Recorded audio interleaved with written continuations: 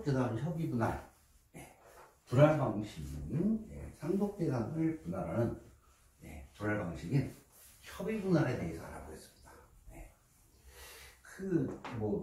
제가 처음에 서두에서 말씀드렸듯이 상속재산 분할 방법은 세 가지가 있습니다.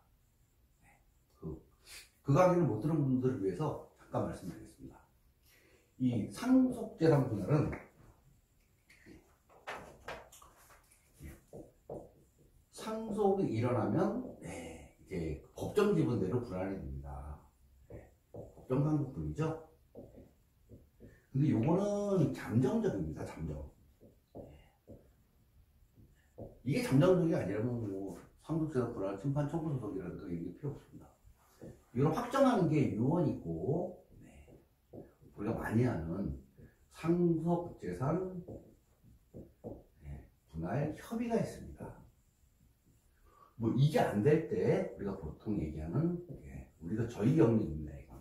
상속재산 분할 심판 청구가 있습니다. 요거는 가정법원에 하는 겁니다. 가정법원.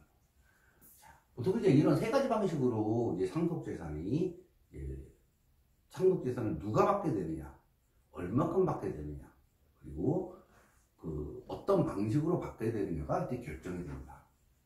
오늘은 유언을 말씀드리니까 상속재산 분할 협의에 대해서 말씀드리겠습니다. 자, 상속재산 분할 협의는 몇 가지 특징을 말씀드립니다. 분할 협의. 협의 분할이라고 하는 게 더 이해가 쉬울 겁니다. 협의 분할입니다. 글자를 똑바로 써야 되겠죠. 너무 제가 이제 막 하다 보면 글자가 날아다닙니다. 보시는 분들이 짜증날 수 있습니다. 첫 번째 특징은 이게 상속인 전원이 참석해야 됩니다. 왜 그러냐면 이 상속재산 분할 협의는 이 상속은 공유관계를 형성하기 때문에 이 공유물이 됩니다. 상속재산은. 그래서 이 공유물을 어떻게 나누는지는 공유자 전원이 참석해야 됩니다. 참여해야 됩니다. 그래서 이 상속재산 분할 심판 청구 같은 경우도 필수적 공동소송이라고 얘기합니다. 상속인 전원이 참여하지 않으면 당사자, 그것이 뭐 원고든 피고든 전부 참여하지 않으면 판결이 난다 하더라도 절대적 무효입니다. 그래서 마찬가지로 상속인 전원이 하게 됩니다. 일단 양식은 정해지지 않았습니다. 양식은 자유롭습니다. 양식은 자유입니다. 특별히 정해진 건 없습니다. 물론 뭐 이렇게 많은 상속재산 분할 협의를 등기를 하고 뭐 하기 때문에 뭐 기본적인 이런 건 있지만 그렇다고 해서 뭐 이렇게 해라 이런 건 없습니다. 효과는 뭐냐? 확정입니다.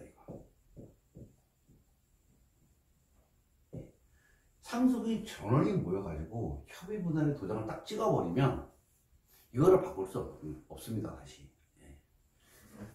이렇게 확정된 거를 다시 변경을 하려면 또다시 전원이 동의해야 됩니다. 실제로 저희가 지금 이런 사건을 하고 있습니다. 자, 상속인 전원이 협의를 해가지고 협의 분할을 마쳤는데 상속인 중에 일부가 이제 변심을 해서 나 이거 인정 못하겠다, 다시 하자, 파기하자. 그래서 나머지 상속인들이 그것에 동의하고 그래서 이 협의 분할을 무효로 하는 처음에 협의 분할을 무효로 하는 합의서를 작성을 했습니다. 이 경우는 효과가 없습니다. 무효가 됩니다. 물론 뭐 이 세법은 좀 틀립니다. 세법은 6개월이 지나서 다시 뭐 이렇게 협의하게 되면 증여로 봅니다. 증여로 보지만 민사의 소송에서는 그렇습니다. 이게 됩니다. 그래서 많은 분들이 이제 저한테 이런 얘기를 하십니다. 전화하셔가지고 오셔서 그런 분들도 계시고 뭐 어떻게 하겠다 이래가지고 도장하고 인감 다 줬는데 보니까 나한테 상속 없는 걸로 했다. 이거 어떻게 하면 되냐. 끝입니다. 사실 현실적으로 그걸 뒤집는 건 어렵습니다. 중대 잘못입니다. 왜냐하면 이게 도장이 찍히면 끝입니다. 일단 도장이 찍히면 거의 90% 90% 끝입니다. 물론 이걸 증명해야 되는데 그 증명하는 게 쉬운 게 아닙니다. 뭐 녹취록 있다 쉽지 않습니다. 그래서 도장 줄 때는 보고 찍어줘야 됩니다. 항상. 자, 삼성인 전원이 참여해야 됩니다. 그리고 한번 작성되면 이거를 뒤집을 수 없습니다. 삼성인 전원이 합의하는. 그러나 유리하게 분할받은 사람이 이거를 다시 파기하고 새롭게 할 이유가 없습니다. 따라서 한 번 주면 끝인 게 거의 99%입니다. 그래서 상속인 전원이 동의하면 그대로 확정된다. 이렇게 생각하시면 됩니다. 그러면 자, 그래서 이게 확정적 효력이 있기 때문에 이미 협의 분할을 마친 상속 재산에 대해서 그 대상으로 상속 재산 분할 심판 청구를 하면 각하가 됩니다. 그거 이미 분할된 거기 때문에 분할된 거를 다시 분할해달라고 법원에 신청하면 그냥 각하입니다. 각하. 요건이 안 맞습니다. 협의 분할 양식은 이제 뭐 정해진 양식은 없습니다. 그럼 통상적으로 이제 이렇게 하죠. 뭐 분할 협의서 이렇게 씁니다. 그리고 피상속인 김말동 하고 주민번호 씁니다. 이렇게 하면 이제 누구의 재산을 분할하는 것인지를 이제 확정되는 겁니다. 그리고 뭐 이렇게 해서 상속재산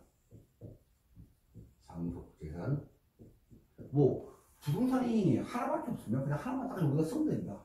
예에 대하여 뭐 상속인 김갑순의 단독 소유를 한다. 소유로 한다. 날짜 2023년 5월 23일 하고 여기 저게 들어가요. 청부 인감증명서가 들어갑니다. 가능하면 이 인감증명서는 그 이제 직접 본인 발급으로 받으시는 게 좋습니다. 그리고 이제 인감증명서 보면 뭐 이렇게 두 칸이 나눠져 있습니다. 이렇게 그래서 본인 발급인지 위입인지 이게 체크가 됩니다. 이렇게 본인 발급으로 받으면 좋습니다. 그래야 나중에 상속이 못합니다. 그 다음에 상속인 김갑순 그리고 뭐 상속이 또 아들이 있겠죠. 아들 딸도 있겠죠. 뭐 홍길동 아니 김씨니까 김말동이니까 당연히 김씨겠죠. 뭐 말자 뭐 쑥쑥 여기가 도장 찍습니다. 이렇게 이러면 됩니다. 뭐 어려운 거 아닙니다. 어려운 거 아닙니다. 이것이 두 장으로 되어 있을 수도 있습니다. 두 장으로 되어 있는 경우는 간이를 찍으면 됩니다. 접어서 이렇게 하고 또 이렇게 되죠. 만약에 뭐 부동산이 여러 개다 그러면 뭐 피상주지 누구의 재산을 대해서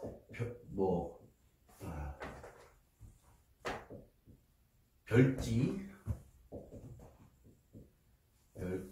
1 부동산 부동산은 누구누구의 소유 별지 2 부동산은 누구누구가 각 2분의 1씩 뭐 이렇게 써도 됩니다. 그리고 이제 뒤에 그 별지를 붙이고 부동산 목록을 붙이고 간이를 찍으면 됩니다.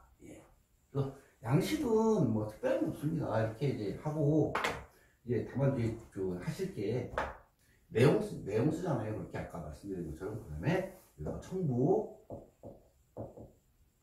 인감증명서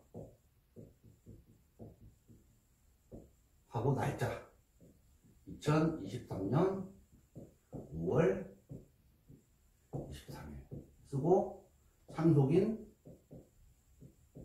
이름 쓰고 인감 이렇게 쭉 하면 됩니다. 인감을 찍으셔야 됩니다. 왜냐하면 이게 인감증명서가 온다는 얘기는 인감을 찍는다는 얘기입니다. 그래서 반드시 이렇게 하시면 됩니다. 통상적으로는 이렇게 뭐 이제 한 장으로 작성을 해서 이렇게 복사한 다음에 요거는 이제 하고 여기를 비워놓고 여기를 비워놓습니다. 비워놓고 이제 각자 이제 작성된 거 다 이름 쓰고 도장 찍고 해서 나눠왔습니다. 예, 원본을. 그리고 여기 이렇게 있으면 심한 경우는 이게 또 두개 한 장 있잖아요. 똑같은 거요. 여기다 간인을 찍습니다. 이렇게. 이쪽도 여러 명 있으면 간인을 찍습니다. 이렇게. 이렇게도 합니다.